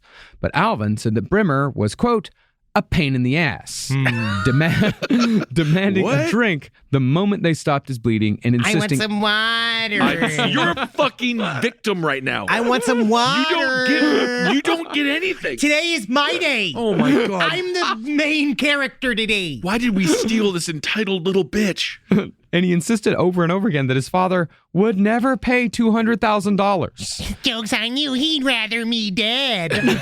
That's actually really sad, man. I didn't realize being wealthy was so... No, I'm glad he hates me. Yeah? I pissed in his car once. You pissed in his car? Yeah. As a baby or an No, adult? it was last week. It was last week. Yeah, maybe you are. Because I needed candy. You needed candy, so you're pissed in your dad's car. Why What are did you we gonna kidnap do? you? Take care of me. I'm your baby now. God dang it, man. This sucks. Now, when Brimmer's abandoned, blood-stained car was found, the media concluded that Brimmer had been murdered and dumped. But because kidnapping had become such an epidemic, the Brimmer family was flooded with fake ransom notes, all claiming to have kidnapped their son. You could just see the cheese doodle residue. Just be like, Henry, I think I got it, bro. Listen, we didn't even kidnap. Wait, him, let man. me see that, man. God damn it, Tomo! Tomo, you ate the fucking fake ransom note, bro. I got to eat before I You have to eat. On the third day after the kidnapping, though, the real perpetrators of the crime placed a fairly standard ransom note in a bottle and tossed it into the window of a longtime friend of the Brimmer family named Dr. H.T. Nipper. There you go. That's fun. But since there have been so many fakes, the first note wasn't taken seriously. So, a day or two later, the Barker-Karpis Gang slipped a somewhat more forceful follow-up under Dr. Nipper's door. Dr. Nipper, we have this person, ... for realsies. For realsies. That's how you know. For cereal. For cereal, please. Didn't have that in my 1934 bingo card. This is what that note said. If Brimmer don't get back to his family, he has you to thank. First of all coppers must be pulled off. Second, the dough must be ready. Third, we must have a new signal. When you are ready to meet our terms, place an NRA sticker in the center of each of your office windows. What? We'll know if the coppers are pulled or not. Remain at your office daily from now until 8 p.m. Have the dough ready and where you can get it within 30 minutes. You will be instructed how to deliver it. The money must not be hot, as it will be examined before Brimmer is released. We'll try to be ready for any trickery if attempted. This is positively our last attempt. Don't duck it. It sounds kind of scary, but then also kind of fun. Because coppers. Yeah. And so, since this note had more of an air of authenticity, it was taken seriously. And 20 days after Brimmer was kidnapped, the $200,000 ransom was delivered to a spot in Farmington, Minnesota. The next night, Brimmer was released into the middle of the street in Rochester, Minnesota, and told to count to 15 before finally removing the goggles that had been almost constantly taped to his face for 3 weeks. Now, just a quick question. Did you want me to count down to 1 or count up to 15? I'm gonna count out loud. 1, 2, can I now? So fucking happy to be Can I rid of this now? piece of I'm shit. the baby. You're not the baby. No, they actually scared him a little bit. They dropped him off and he started counting to 15. And once he got to about like 7, they said, "We're still here. Start again." Yeah, nice. Well, technically, that means I'm going to be counting to 30. You said 15. You said 15. That's 30. So... Now, the FBI was very interested in what sort of information Brimmer could remember about the kidnappers, but all he could give was a clear memory of a piece of wallpaper he briefly saw and a vague memory of an older woman maybe saying, Now you're thinking, boys. Now you're thinking. Oh. Now you're using your noodle. Well, it seems like they did something real stupid, but yeah. Yeah, now you're thinking taping the goggles to his face. That's smart. I'm go over here now. Pull his pants down. Show me his balls. Oh, wow. That's even Come more on. smart. Let me sit on him. Wow. Now, once the money was collected, the gang split the earnings and scattered. Shotgun George Ziegler, on the other hand, was the only member of the gang who couldn't keep his fucking mouth shut. Just shut up. There's so many other things to talk about than the felony you just committed. But how does everybody know that you did the cool job of doing these felonies if you don't tell people that you're the one who did it? Totally. Ego. Well, after telling many of his associates in Chicago that he'd been involved in the Brimmer kidnapping, Shotgun George was gunned down outside a restaurant in Cicero, and his body was left in the street until the next day. Karpis later claimed that the kidnapping syndicate was responsible. I think Capone was responsible. I think it's a lot of shit. There's a lot of people that could have been there to fucking kill him. Well, nothing happened in Cicero without Capone say so. So Okay. I'm sure Capone, so that meant that maybe Capone had something to do with the Brimmer kidnapping, at the very least, had a little bit of his finger in the pie, because after all, he was taken to Chicago, and it was said, like, I think Karpis said that Capone had told them, like, if you're in Illinois, you're paying rent. Oh, yes. So- that makes total sense because he was like that. And they did have a quote-unquote good relationship with him, which means you give him the VIG. You basically go. And I just think Capone, any heist of this size at this time period in the middle corridor of America, Capone had to at least have like heard about it or he would want to shut it down. Sure. Yeah. Now, by 1933, high-profile kidnappings, murders, and bank robberies were just as prevalent as ever, if not more so. Therefore, the FBI were under a lot of pressure to have any sort of success in their so-called war on crime. They'd actually given it a name. It was now called the Great Crime Wave of 1933 and 1934. Public Enemy era. But the Barker-Karpis Gang, Pretty Boy Floyd, and John Dillinger were all still at large. And Bonnie and Clyde, yeah, they'd been killed, but they'd been killed in an operation led by a former Texas Ranger, Frank Hamer. And that had absolutely nothing to do with the FBI. That was one man's vendetta. And concerning Dillinger, the FBI had also completely botched a raid on the Dillinger Gang in Wisconsin at the Little Bohemia Lounge. Oh, yes. Whenever I think of Wisconsin, I think Little Bohemia. Always.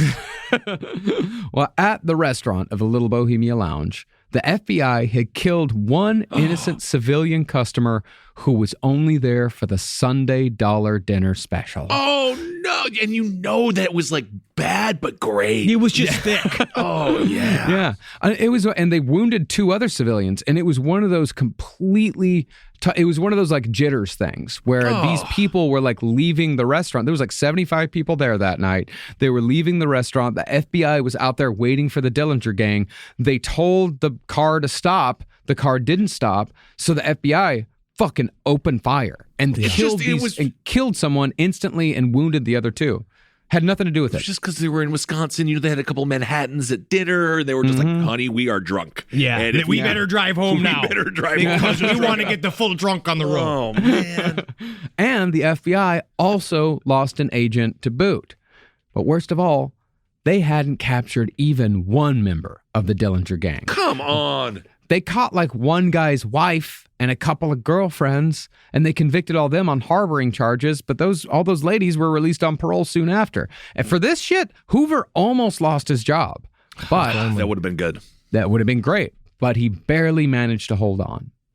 Now, even though the FBI was not even coming close to doing the job they'd been hired to do, Alvin Karpis was just as cautious and paranoid as ever, and this general mood was starting to rub off on Fred Barker.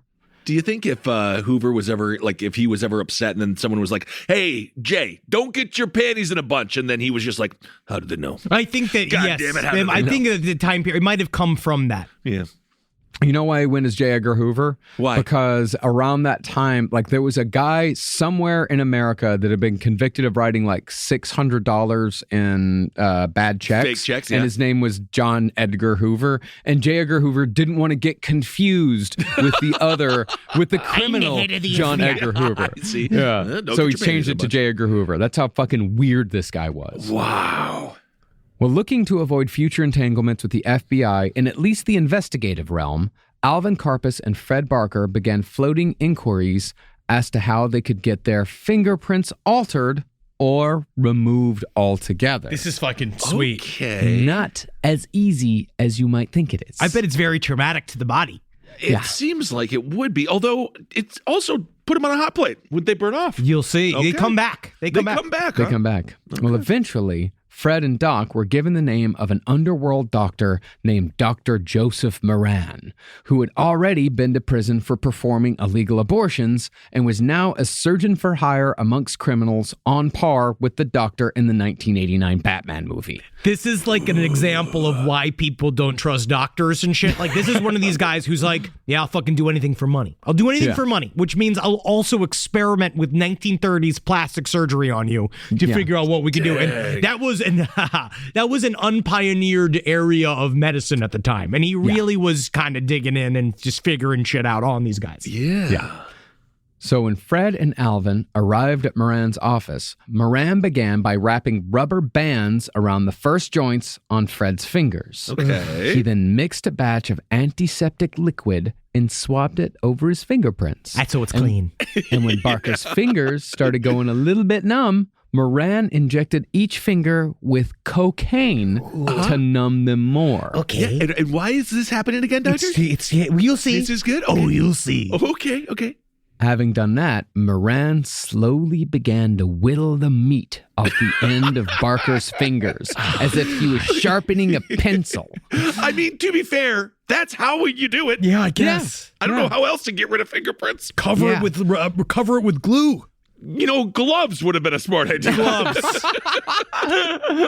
Yeah, and this is after 10 fingertips of cocaine. So this guy is yacked. Yeah, fuck yeah, man. Fuck yeah, man. Put it, man. Give me the scalpel, fucker. Give me the fucking scalpel. After 10 minutes of slicing, Moran wrapped the fingers in bandages and gave Barker a shot of morphine, telling him that he was, quote, gonna start hurting in a few hours. Yeah. I am hurting now. Now, Moran did the same to Alvin Karpis, but with Alvin, Moran also added facial surgery.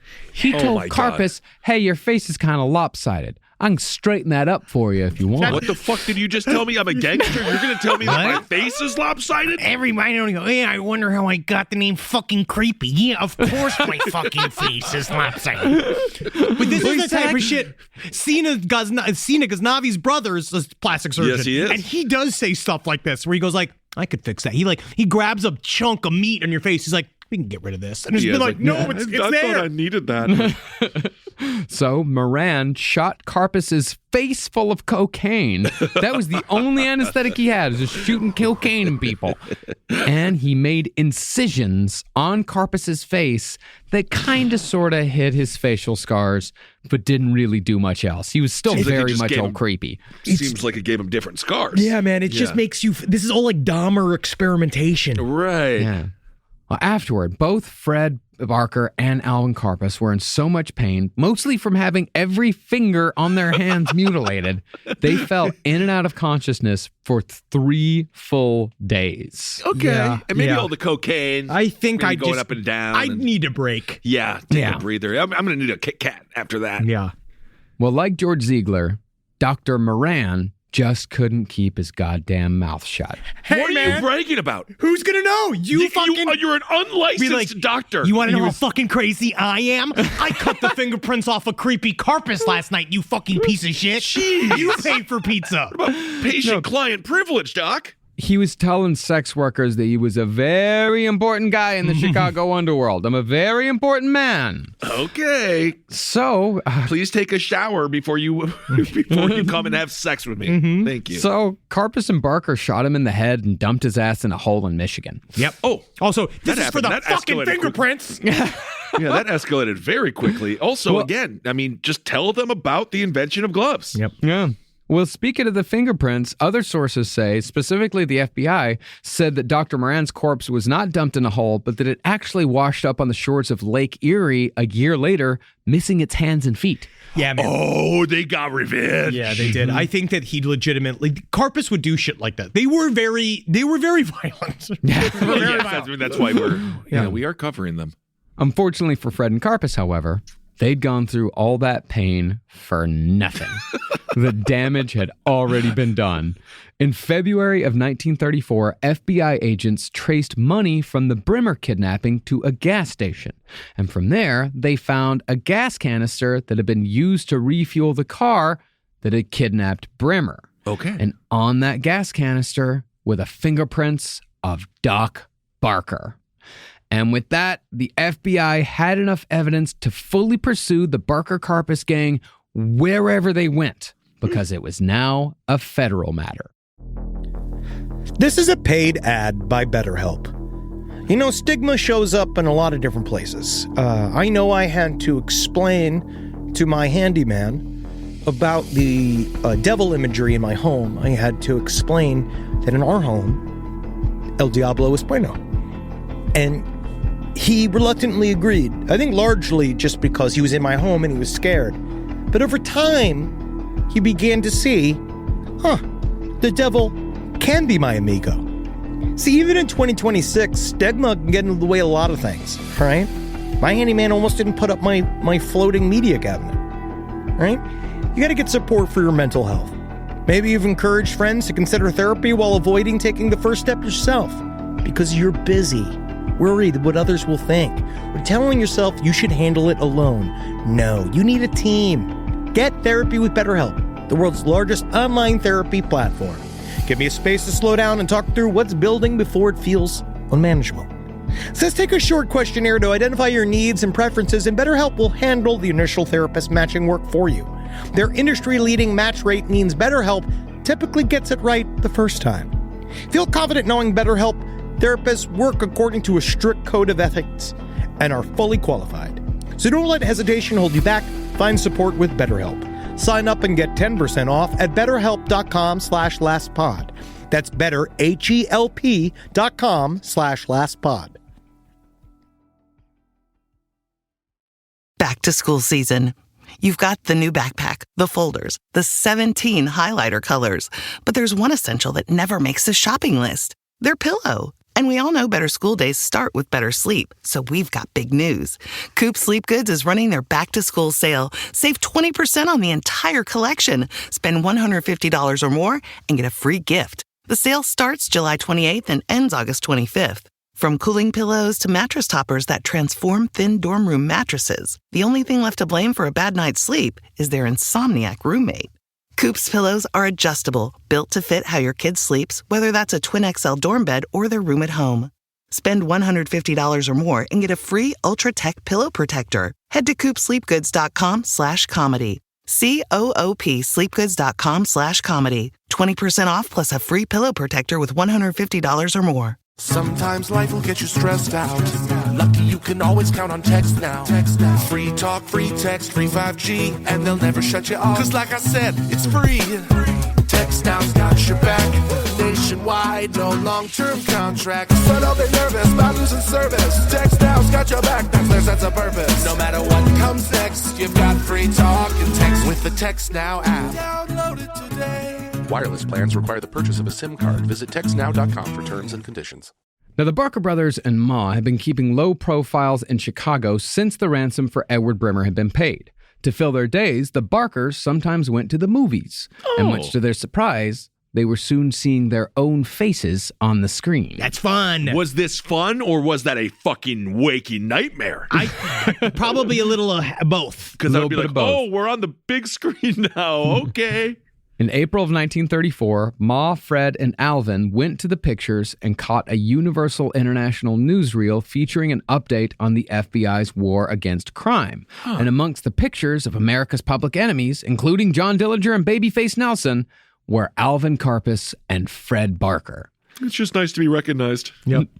And from what Karpis later wrote, when the lights went on in the theater, Ma just smiled at Fred and Alvin with the first real confirmation that her boys were more than just ordinary crooks. You did good, sons. You did good. We did? Yeah. Yeah.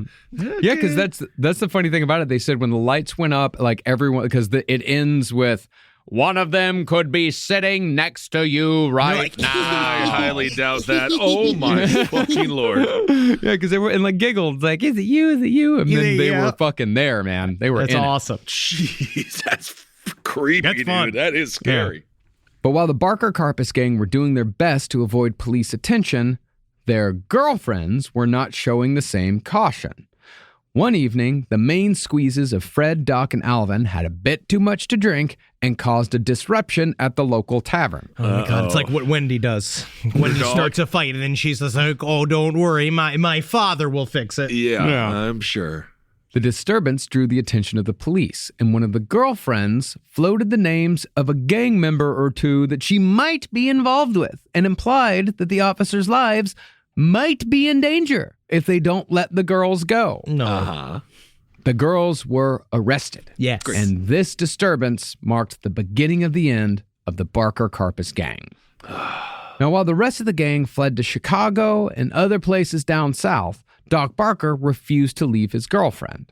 As a result, on January 8th, 1935, Doc became the first of the Barker-Karpis gang to go down for his crimes since they had officially formed 5 years before. Okay. Federal agents raided Doc's apartment and found not only money from the Brimmer ransom, but an arsenal of weapons, including 2 pistols, 2 automatic rifles, 1 .351 rifle with a front machine gun grip, a shotgun, and enough ammunition to take on half the FBI himself. This is my collection, see? All this year, this is just about me celebrating the history of guns, see? Well, those are new guns. Oh, yeah, but that's the idea. Contemporary Museum of Guns. That is what this is. It's not a stockpile. It's just a pile. All right. After they arrested Doc, the FBI then found a clue as to where their investigation should take them next. It was a postcard from Ocala, Florida. Not Ocala, no! Why would you go to Ocala? I've heard that. Ocala? Way Is it too Ocala? much. Ocala, yeah. Ocala. Ocala's, love you, Florida. Ocala's the worst place in the world. Is it? Why? It's very bad. They don't have an Applebee's? It is. Well, that's like all they have. That's all they have. Well, No, then it can't be the worst. you know Applebee's is not as good as it used to be, Kissel. You know that for a fact. Well, they all started fucking having the same kitchen and all the same recipes and the same food. So you immediately went from celebrating to denigrating, and that shows that you're a flip-flopper, which is why eventually you're going to go back to the Senate. I'm on Ben's side here. He accessed his memories of how good Applebee's used to be first, and then once you actually pointed out his folly, he was big enough to say that he would change his mind. So you say flip-flop, and I say that's a good American. Certainly big enough. Oh no, his tears! His tears! You swift boat me, man? You're gonna try to swift boat me, bro? Nah, man, you ain't got Carrie face. Well, even though names hadn't been cited to this postcard, it became obvious that Ma, Barker, and Fred Barker had fled to Ocala. Love your mother. I think this is from your mother. Yeah, I do love that they did what all of our parents did, which is, or at least mine, they just went to Florida. They're like, what do you do? Honestly, what are you going to do with Ma Barker needed to be? You look at her. She's born. She's a Florida gal. Especially West Coast Florida, Gulf Coast Florida. She's got Sarasota written all over her. Now, by 1934, Bonnie and Clyde, Pretty Boy Floyd, and John Dillinger were all dead. So the FBI and J. Edgar Hoover were able to concentrate the full force of their organization on capturing or killing the remaining members of the Barker-Karpis Gang. The first to go down was Russell Gibson, who'd taken part in the Bremer kidnapping. Federal agents surrounded his building and hurled tear gas into his apartment before opening fire. Gibson tried running out, firing his pistol, but his gun jammed and agents filled him full of lead. Don't worry, in 55 years, we're going to use the same technique in Waco, Texas. Whoa, that easy. Next was gang member William Harrison, apparently named after the president. Oh. Didn't he die in like 17 days or something? Yeah, William Henry Harrison, he died in 30 days. Best president we ever had. Honestly, every president should have that timeline. Sure. But when they found William Harrison, just after they killed Russell Gibson, all that was left was a charred corpse. Whoa. Because Doc Barker had probably killed him and burned his body to keep him quiet. I mean, then he's very quiet. I guess. Now, Ma, Fred, and Alvin had been staying in Lake Weir in Florida under the name of Blackburn, but they had not kept a low profile. You guys, we're Disney people now. You're Disney people We're now? Disney people. You We're want to go to Disney Epcot, kin. Ma? Yeah, we're going to Epcot. I just feel like their personalities, they could not be hid under a bushel, could It's they? hard. No, they are peacocks. They are peacocks. From what residents of Lake Weir said, the people they knew as the Blackburns paid for everything in large bills and wouldn't take change. Here you go. It's like a $1,000 bill. Yeah. Keep the change. For the Wrigley's gum? Oh, just no. That's yes. It's actually a lot of work for me to do this. Yeah, you just keep the change. You want me keep to keep yourself. the And honestly, all those stains on it, that's jelly. Okay, thank you, Ma Barker. No. Okay. Mother Blackburn. Oh. One time, a local barber said that 3 of these Blackburns got haircuts and they tipped him $50. You know how much that is today? It's like going to the barbershop and tipping $1,200. Kissel's done it. Not that much. No. That's a lot. What finally caught the attention of the agents, however, was the fact that Fred and Alvin had been seen piloting a boat on the lake, pulling a live pig behind them so they could lure out an alligator named Old Joe and shoot him to death with their machine guns. This is the movie I want to see. Like, this is the movie. Like, I feel like there's like a slice of life movie about the Barker-Karpis Gang in Florida, and them just been like, we gotta get that gator.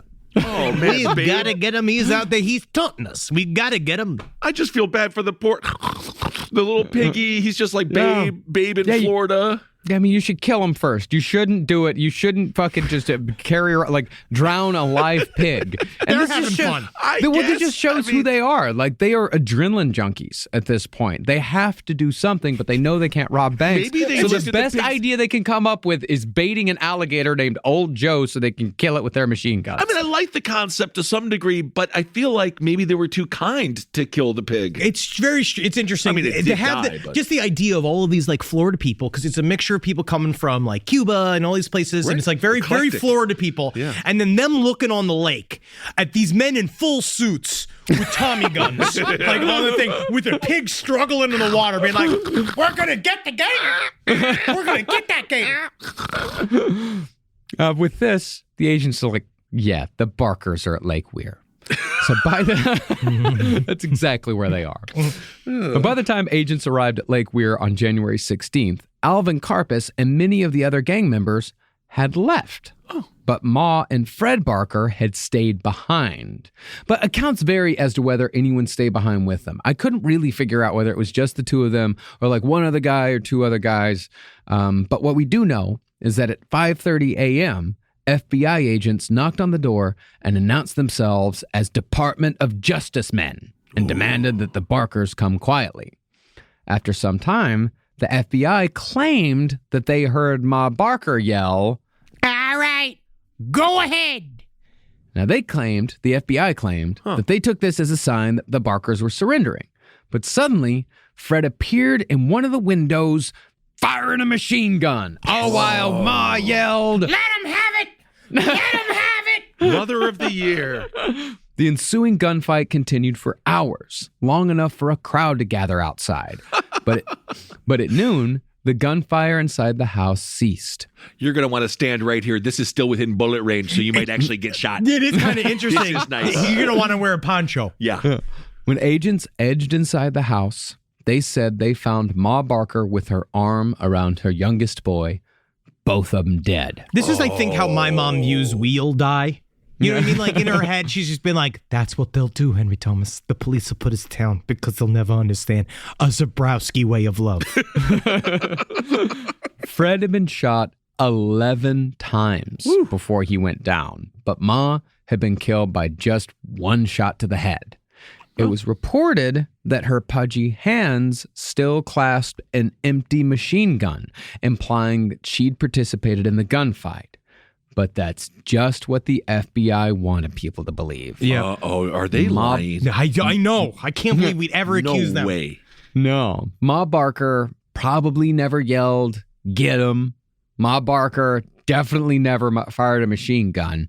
And there were some very good reasons why the FBI wanted people to believe this to be true. Yes. See, much of the general public was clamoring for the death or capture of Fred Barker, so there weren't really any problems with the FBI shooting him 11 times. No, they loved it. Okay. The problem the FBI had was that they'd just blown the head off an old lady with no criminal record. And after the disaster of the aforementioned Little Bohemia raid, in which one innocent civilian was killed, Hoover knew he would probably lose his job if the press turned negative. Put a fucking gun in her hands. Put a gun in her hands. Yeah? So Hoover took the offensive, taking advantage of the fact that out of all the public enemies out there, Pretty Boy Floyd, John Dillinger, Bonnie and Clyde, people knew the least about the Barker-Karpis Gang. People pretty much just knew their names, and that was it. And remember, that was by design of the Barker-Karpis Gang. Yes, because they were genuinely, like, I honestly, in terms of like all of the criminals that we have covered on last podcast on the left, they are actually some of the most higher functioning in terms of like understanding what they needed to do, understanding like the idea of like, we can't always be bragging, especially the Barker boys, specifically the Barker boys and Karpis, because it seemed like they always were very tight-lipped. And it was the ancillary guys. It was all the other people that would join up that always would talk a big game. Those guys knew how to be criminals. Yeah. Well, J. Edgar Hoover very quickly announced that Ma Barker had been the brains of the operation the entire time, a criminal mastermind who had planned everything from escape routes to kidnapping targets and had done it all with a cigar chomped between her teeth. She probably had a cigar. Maybe. Although I don't know if she did. She might have liked a cigar, I could see her too. being a fancy lady. And the public, trusting as they were, they bought it.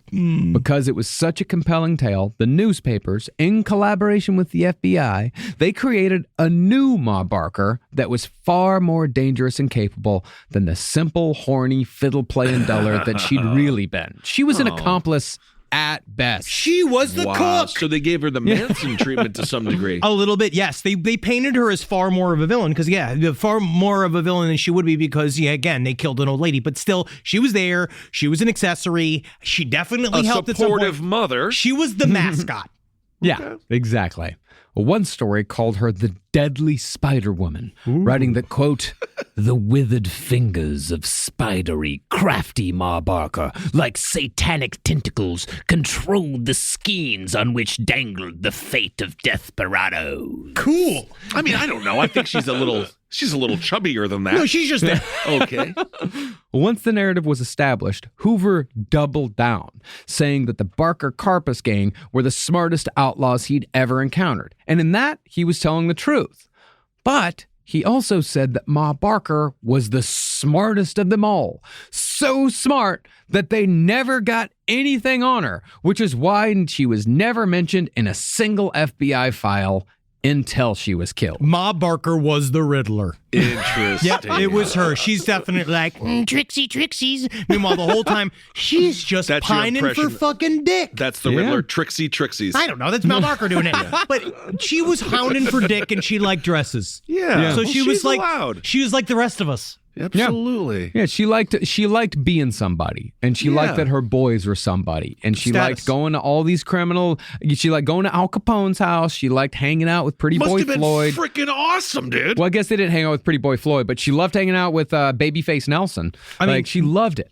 Natalie and I were talking about last night about this idea of status in America and how important it is, economic status and what it does, and how some people are willing to do whatever it takes to not backslide. So this is the type of thing. They made a very good living being criminals. And at some point, you just don't want to give it up no matter what. Like you just are, this is who we are now. This is our role. We'd rather die than give it up. American royalty, perhaps. True crime royalty, anyway. Mm-hmm. The Ma Barker story also gave J. Edgar Hoover the opportunity to trot out one of his favorite lines. He said that the Barker story proved that the root causes of crime were not poverty or economic disparity, but the widespread deterioration of family values. Fuck you! Fuck you! Let me just adjust my girdle. You ever get a dingleberry stuck in one of your panties? The nicest part of him was the panties. I know. Yeah, it was the that only was thing the that made best him part of human. him. But the sad thing is that also made him horrible. Of course, that's the problem. I wish he could have just Because been... he made it illegal to wear panties. Exactly. It made him a hypocrite, and isn't that the worst crime of all? It truly is the worst. Meanwhile, the FBI still had one more big fish to catch if they wanted to wrap up their war on crime, and that fish was Alvin Karpis. The manhunt, however, was said to have an air of lethargy and anticlimax. All of the biggest villains were dead. The Barkers were dead. Pretty Boy Floyd was dead. Bonnie and Clyde were dead. And agents were none too keen on risking their lives in a war that had already been won. Especially with the fucking master of them, like one of the best criminals of the time period. It's like jerking off alone in the bathroom after the orgy. You know? Yeah, it was a lot of good times there. But well, now it's time to come and see the glaring light of reality and go home. And so Alvin Karpis was public enemy number one for an entire year, fleeing from city to city, hijacking cars, hiding in brothels, and stealing payrolls when he could. Finally, though, the FBI caught up to Karpis in New Orleans in the spring of 1936. On May 2nd, a raiding party surrounded the house where Karpis was known to be staying, but Karpis and his cohorts were actually out at the grocery store, satisfying a sudden craving they'd just gotten for strawberries. Kind of want some strawberries. It's the antioxidants. yeah, okay. When they returned, however, Karpis felt that something was off. And when he rolled down his car window, an agent recognized him and raced his car to block Karpis in. According to J. Edgar Hoover, Hoover himself then jumped out of his car and rushed to Karpis, grabbing him by the collar before Karpis could reach for his gun. No, sure, he yes. didn't. No, all he didn't. 5'3", 190 pounds of J. Edgar Hoover definitely did that. Definitely Actually, not. J. Edgar Hoover was like almost exactly your size. Hey, man, the leader size. scary person size. Isn't it funny? Isn't it funny how when I say he's your size, all of a sudden he switches to being a leader? He's Leader like size. your L. Ron Hubbard love affair. Yes. Anyone that looks like you. The body you like. of a philosopher king. J. Edgar Hoover. But according to Alvin Karpis, who I'm actually much more inclined to trust, J. Edgar Hoover was nowhere to be found at the actual moment of Karpis's arrest and only swooped in to reap the glory after the coast was clear. Of course. My job is to organize. Yeah. Okay, I oversee. God, you're going to ruin this whole country. You know that, right? Yes. Thank you. Nevertheless, the New York Times front page headline the next day said, Karpis captured in New Orleans by Hoover himself. Oh, fucking bullshit. I can't. It was easier to escape back then, right? Why Sorta. did they just go to the middle of nowhere? Because Why not just go to South everybody's Carolina looking for in the you. woods? This is a time period where there's very few methods of communication. So your face has been blasted. The only place that people see mass communication in the movie theater, and like a lot of people knew you. I just feel like they could have hid, but whatever. You can, but it's also, do you want to live that life? Like, do you really want to just go into every the day Ozarks? to be just disconnected? It sounds really refreshing. You can do it, but you'd get bored and commit a crime. Yeah.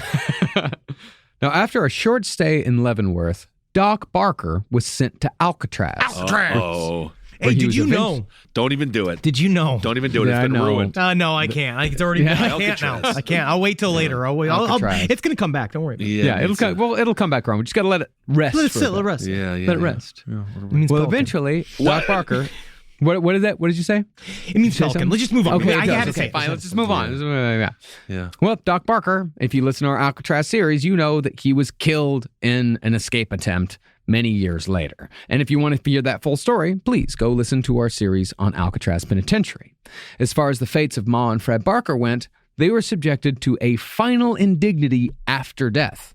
For 8 months, their bullet-ridden bodies were iced and put on display in Florida as a tourist attraction. But Marcus, wait a second. Jeez. Why true crime now? Why true crime People are now? so obsessed with Why true crime now. True Why crime. now? Why is it? Why now? Why So now? you think this is, obviously it is because of the plaque that says, look at these two dumb bastards, we killed them. But there is also something kind of nice in memorial to be frozen in time for 8 months. as They were people not can go- frozen in time. They just decomposed slower. Yeah. I feel, That's honestly, fun. Now, that's fun. fun. That's a fun day in Florida. This is how criminals should be treated. I honestly think that this is exactly how it should have been done. Manson was wrong. When that hot chick told him Yes, and he should've flipped out saying, starved. You're not going to use my body for your sideshow. I'm not a sideshow. be You like, are. you are literally You are. a sideshow, Charles Manson. Yeah. Like, they should have chucked your body all over this fucking country. We Yeah. would have opened for him. but- Seriously. Yeah, the Ed Gein death truck should still be on display. Yeah. Yeah. COVID casualty. Yeah. Well, partly these bodies were made a tourist attraction because they could be. Nobody wanted to claim the bodies after the media firestorm mythologized Ma Barker. Right. Mostly, though, this was another FBI plot. The FBI wanted the bodies of Ma and Fred Barker on display because they thought that maybe it would lure the remaining Barker-Karpis gang members out of hiding. Also, hear me out. Let's put a wick in their shoes, right? We call them a shoe bomber. And then every time you go to the fucking airport, they'll take off their goddamn shoes just to feel like a bunch of assholes. Wait till next week. This shit is fucking. They had a lot of crackpot ideas inside of the U.S. government. Okay. Eventually, though, George Barker, Ma's estranged husband and father of all 3 Barker boys, arranged for the transportation of the bodies of Ma and Fred to Oklahoma for burial, and both were laid to rest in Welch beside the eldest Barker, Herman. Okay. I actually looked up their graves on Find a Grave. Herman, findagrave.com. You know it. You know that. Most people look for love on the internet, but That's where you find love. People find a grave. You find it at the grave. Yeah, you do. Herman actually got a really nice headstone. It says Barker, it says Herman. It's very much in the 1920s style. But with Ma and Fred, they just put them in the ground, and you can tell years later someone just paid for a single marble block that just said Kate Ma Barker and Fred Barker. Wow. Because I think they were tired of people asking in Welch. Where is it? Yeah. As far as Alvin Karpis went, he was sent to Alcatraz as well and spent 25 years as a troublemaker, earning write-ups for fighting, refusing to work, possession of contraband, and insolence to officers. Ooh. In 1969, though, Alvin Karpis was paroled and deported to his native Canada. He soon moved to Spain, where he wrote 2 completely unrepentant autobiographies and died happy in 1972 as the last surviving member of the infamous Barker-Karpis Gang. Wow. Concerning J. Edgar Hoover, the end of the Barker-Karpis Gang's reign gave him the final push he needed to make the FBI legitimate in the public eye. His powers, after Alvin Karpis was captured, were broadened, and he was therefore able to refocus the FBI from the waste of time that was bank robbery to Hoover's true passion, communist subversion. And that, my friends, will segue nicely into the gigantic series we have planned next week when we once again go wide on all platforms. This is you heard it here first, ladies and gentlemen. Crime doesn't pay, but it does for a while. And then you just kind of have to get out before you get murdered. But just know that for a while, crime does pay. Well, but in the end... It doesn't pay that much, though. Freakonomics, that book, it's an old book now. But they broke down crime, and it doesn't really pay that much. So you should just go get a job, too. Well, crime pays as much as the entertainment industry pays. You know, most people don't make any money in the entertainment industry, but man, if you do, boy, you're doing good. Crime's the same way. Some people can do really well. We've discovered the way to make middle-class entertainment work. I don't know how, but it's like literally like it is interesting to see the fact that you put the way that like you put all of these extra hours into becoming a comedian or an entertainer. It's the same thing with as a criminal, where it's like it's hard work. You got to do to organize all of this bullshit. What do they say? Is that what is it? Malcolm Gladwell. Yeah, his podcast. Speaking of podcasts, I listened to it. He talks real slow, like all slow. I don't like him. I don't know. But anyway, what is it? 10,000 hours you got to do? It's whatever. He just made shit up. Well, yeah, that's all of us do. He definitely. People think Malcolm he's smart Gladwell because he's just kind of made shit unattractive, up. but also kind of attractive. He just named a number. He's skinny, so people think he's smart. But if he was fat, people would think he's not. Okay, everyone. Interesting. Well, thank you. That's really interesting. Yeah, I like the look of Marcus's face. Yeah, I don't know if that's true. Oh, if Malcolm many Gladwell. Many fat men are smart and are considered smart. Stanton Friedman wasn't that fat. He was that smart. And then wait, who else? Who else is big? None. And smart. Yeah. Who? Fucking Norman Mailer was fat. He was considered very smart. He's bad now though. Norman's kind of always been bad. Yeah. I don't know what the rules are when it comes to weight. No, he shot somebody. I don't know what's going on. You've All done right, this. everyone. Well, thank you so much for listening. As Marcus said, we can't wait to be wide on all the platforms, and we really hope that we are making Neil Young happy because we don't want the rage of Neil Young. Because I can hear the choo-choo, because Neil Young's going to send his trains after Spotify. You got to be really careful if you're on Spotify right now. So next time, just so you know, Soul Plumber 4 is a go. It's out there. Yeah. You can fucking get it. It's out there. I think we got 3 weeks to the next one. It's out there. Go get it. If they don't get you your copy of Soul Plumber, just throw a trash can through the front of the comic book store. Civil disobedience. Make them give it to you. This is satire.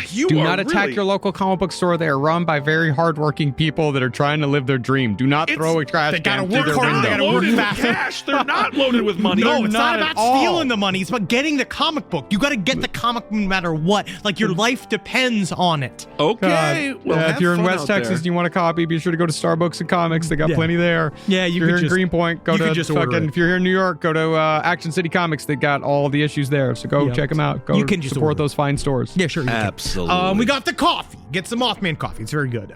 Spring Hill Jack. I'm full of it right now. I don't know if you can tell. Yeah, you want people to vandalize buildings for them too? I mean, it just helps move the coffee. That's it.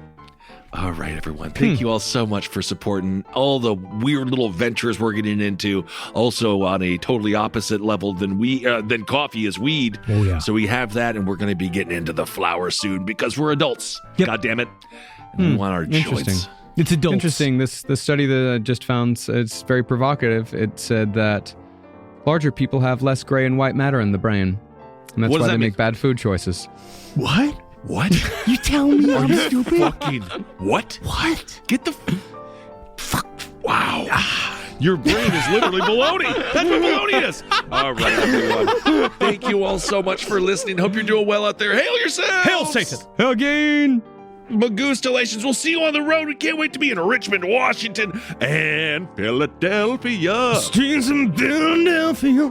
I can't wait to get some of that Philadelphia fever. Woo! This show is made possible by listeners like you.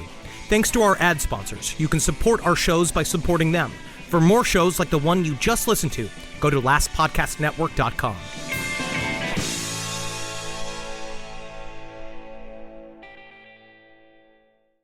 back to school season. You've got the new backpack, the folders, the 17 highlighter colors, but there's one essential that never makes the shopping list. Their pillow. And we all know better school days start with better sleep, so we've got big news. Coop Sleep Goods is running their back-to-school sale. Save 20% on the entire collection. Spend $150 or more and get a free gift. The sale starts July 28th and ends August 25th. From cooling pillows to mattress toppers that transform thin dorm room mattresses, the only thing left to blame for a bad night's sleep is their insomniac roommate. Coop's pillows are adjustable, built to fit how your kid sleeps, whether that's a twin XL dorm bed or their room at home.